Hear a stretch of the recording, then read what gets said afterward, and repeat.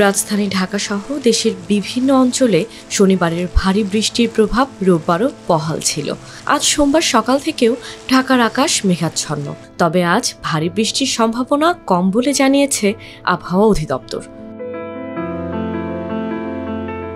আজ সকাল ৭টার পূর্বাভাসে সংস্থাটি জানায়, ঢাকা ও পার্শ্ববর্তী অঞ্চলের আকাশ দুপুর পর্যন্ত আংশিক মেঘলা থাকতে পারে, তবে আবহাওয়া প্রধানত শুষ্ক থাকবে। উত্তর বা উত্তর পশ্চিম দিক থেকে ঘন্টায় ৪ থেকে ৮ কিলোমিটার বেগে বাতাস বয়ে যেতে পারে। দিনের তাপমাত্রা সামান্য বৃদ্ধি পেতে পারে। আজ সকাল ৬টায় ঢাকায় তাপমাত্রা রেকর্ড করা হয়েছে ২৪.৫ ডিগ্রি সেলসিয়াস এবং বাতাসে আর্দ্রতার পরিমাণ ছিল ৮৭%। আজ সূর্যাস্ত হবে বিকেল ৫টা ১৮ মিনিটে এবং আগামীকাল সূর্যোদয় সকাল ৬টা ৬ মিনিটে।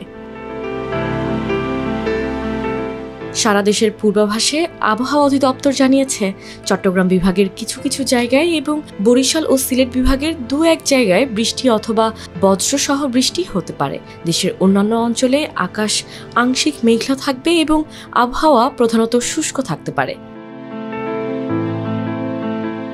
এছাড়া সারা দেশের রাতের তাপমাত্রা ১ থেকে ২ ডিগ্রি সেলসিয়াস কমতে পারে এবং দিনের তাপমাত্রা প্রায় অপরিবর্তিত থাকতে পারে বলে জানানো হয়েছে। আবহাওয়া অফিস জানিয়েছে, ঢাকা ও আশপাশে আজ ভারী বৃষ্টির তেমন সম্ভাবনা নেই, কোথাও কোথাও হালকা বৃষ্টি হতে পারে। এদিকে পূর্ব মধ্য বঙ্গোপসাগর ও তৎসংলগ্ন মিয়ানমার উপকূলীয় এলাকায় আরও একটি লঘুচাপ সৃষ্টি হয়েছে। এটি উত্তর বা উত্তর পশ্চিম দিকে অগ্রসর হয়ে মিয়ানমার বাংলাদেশ উপকূলের দিকে এগোতে পারে। ফলে আজ এবং আগামীকাল মঙ্গলবার চট্টগ্রাম উপকূল সহ দক্ষিণ পূর্বাঞ্চলের কিছু স্থানে বৃষ্টিপাতের সম্ভাবনা রয়েছে। মূলত ২ নভেম্বর শনিবার রাজধানী ঢাকা সহ দেশের বিভিন্ন অঞ্চলে ভারী বৃষ্টি হয়েছিল।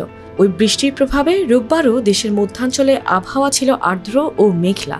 তবে সোমবার থেকে আবহাওয়া ধীরে ধীরে শুষ্ক হয়ে আসবে বলে ধারণা করছে আবহাওয়া অফিস। অন্যদিকে মৌসুমী বায়ু এখন বাংলাদেশের দক্ষিণাংশে দুর্বল অবস্থায় রয়েছে। মৌসুমী বায়ুর এই পরিবর্তনের ফলে শীতের আগমনী বার্তাও ধীরে ধীরে স্পষ্ট হচ্ছে বলে জানিয়েছে অধিদপ্তর।